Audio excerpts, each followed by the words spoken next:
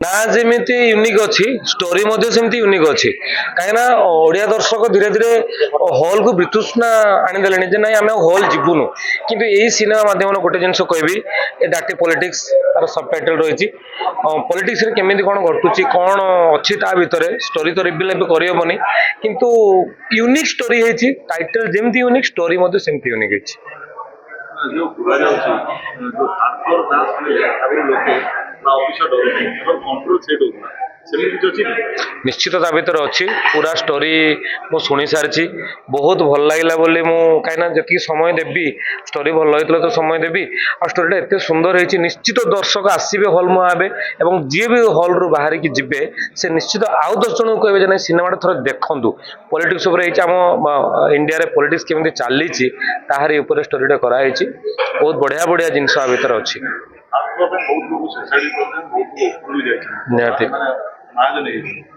ତାପରେ କିଛି ୟା ଭିତରେ ସବୁ ମୁଁ କହିଲି ବା ୟା ଭିତରେ ସବୁ ଜିନିଷ ଅଛି ଯେ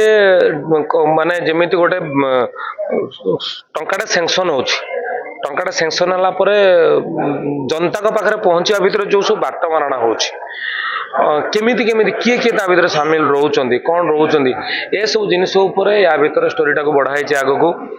ବଢ଼ିଆ ବଢ଼ିଆ ଚରିତ୍ର ମଧ୍ୟ ରହିଛନ୍ତି ବହୁତ ସିନିୟର ଆର୍ଟିଷ୍ଟ ମଧ୍ୟ ରହିଛନ୍ତି ତାଙ୍କ ସାଙ୍ଗରେ କାମ କରିବାର ନିଆର ଅନୁଭୂତି ମିଳିବ ଆଉ ଗୋଟେ ଜିନିଷ ଏ ସିନେମାର ପ୍ରଥମ ଥର ଗୋଟେ ନେଗେଟିଭ୍ ଚରିତ୍ରରେ ମୁଁ ଆସୁଛି ଯେଉଁଠି ଲୋକମାନଙ୍କୁ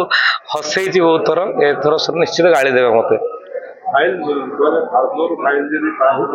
ଚାପି ଦିଆଯାଉଥିଲା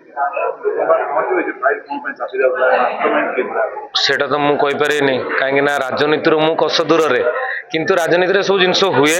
ଯୋଉଟେ ଟଙ୍କା ଥାଏ ଯୋଉଟେ ପାୱାର ଥାଏ ଯୋଉଟେ ବ୍ୟାକବୋନ୍ ଷ୍ଟ୍ରଙ୍ଗ ଥାଏ ସେଇଟା ନିଶ୍ଚିତ ଅକୁହା ଜିନିଷ ବା ମାନେ ଯୋଉ କାମଟା ହଉନଥାଏ ସେ କାମଟା ହେଇପାରେ ଏ ସିନେମା ମାଧ୍ୟମରେ ବହୁତ କିଛି ଜିନିଷ ଦେଖାହେଇଛି